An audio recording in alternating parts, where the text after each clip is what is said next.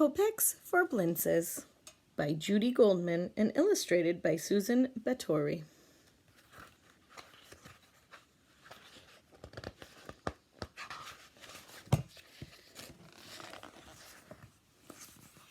Helm was a small town, like many in Poland, except for two very important differences. The first was that the townspeople there were so foolish that they were all believed they were the wisest people on the earth. The second was that they had 13 commandments, mitzvot, instead of the usual 10. This is the tale of how they received 3 extra mitzvot. One evening, Yankel and his wife, Gittele, were sitting in their tiny slanted house at the top of the steepest hill in Helm. All was quiet. Their many sons and daughters were asleep. Yankel sighed deeply.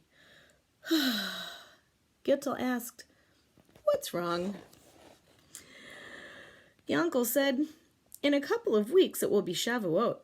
Everyone will celebrate Moshe's receiving the Aseret HaDibrot, the 10 Commandments.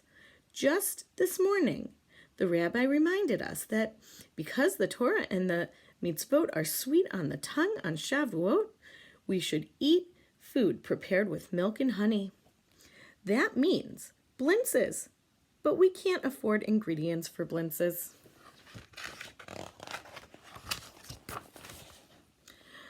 This was true. Yankel earned very little money as a teacher, and with so many children to clothe and feed, he and Gittele had little to spare. Gittele sighed, "If only we had a few coins, then I would make the best blintzes." They sat lost in thought, imagining blintzes stuffed with cheese, smothered in sour cream, and dripping with honey and strawberry preserves.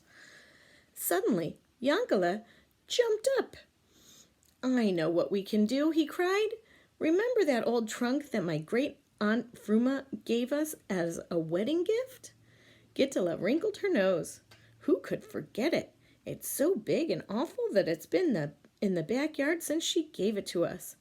That old trunk is going to solve our problem," said Yankele.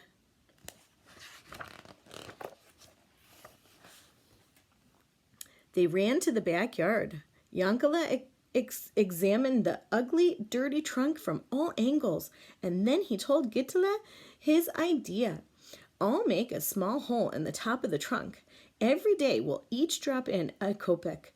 In a couple of weeks we'll open the trunk and use the coins to buy ingredients for blintzes." Gittele clapped her hands. "What an excellent plan! Yankele, are you one of the wisest men of this town?"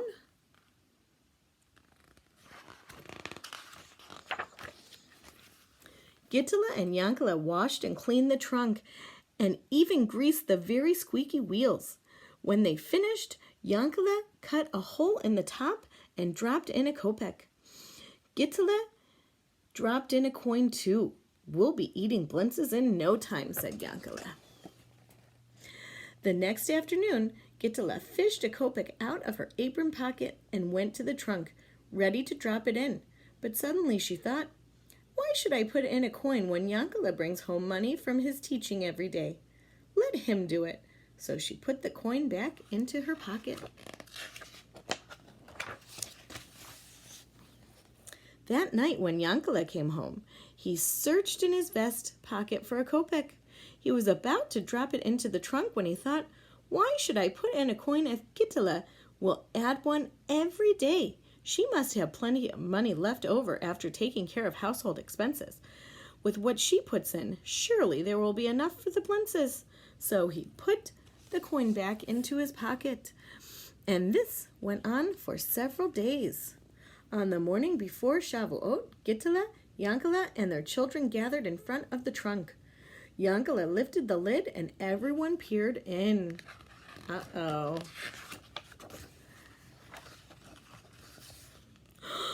"We've been robbed!" gasped Yankele.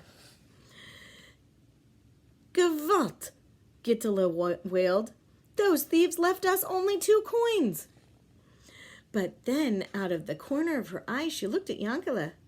Tell me the truth. Did you drop in your coins? Well, no. I knew yours would be enough. Yankele's eyes widened. You mean you didn't drop in your coins either?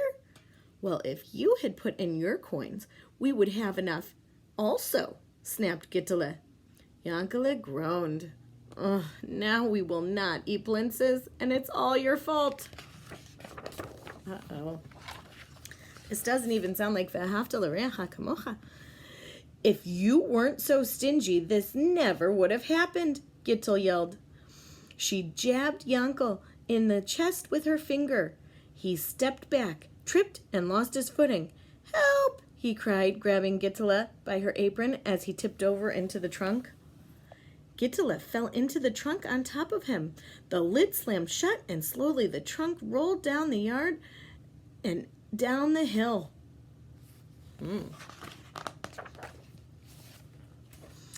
As the trunk rolled into the crowded street, it gathered speed. Oi, oi! Yankel yelled. Gewalt, gewalt! Gittele shouted. People scrambled to get out of the trunk's way. It narrowly missed an old woman who made a sign to ward off bad luck. A Dybbuk, she cried. There's a demon in the trunk. I heard it yelling. The forces have come to helm.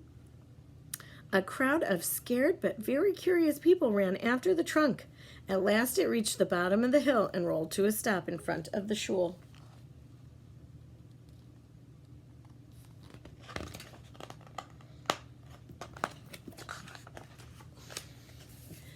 The rabbi, who had been decorating the synagogue with Shavuot greens, looked up in surprise.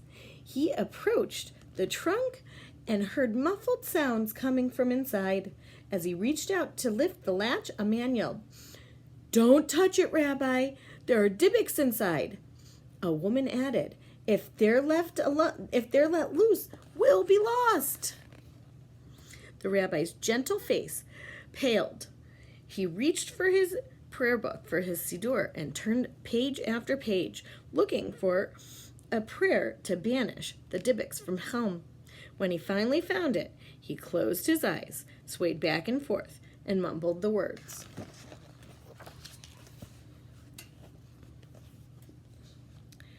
The townspeople stepped back, just in case the prayer hadn't done the job.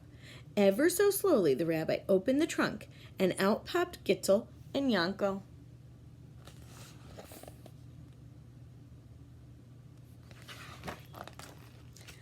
The following morning, during Shavuot services, right after the Aseret HaDibrot were read, the rabbi announced 3 new mitzvot. They were written in big black letters on a board and placed at the entrance of the shul. Thou shalt allow no melamed of helm to live on a hill. Thou shalt allow no melamed of helm to make blintzes. Thou shalt allow no melamed of helm to own a trunk with wheels. So now the teacher is not allowed to live at the top of the hill, to make blintzes, or to own a trunk with wheels. And they were still reminding everyone that Helm is home to the world's wisest fools.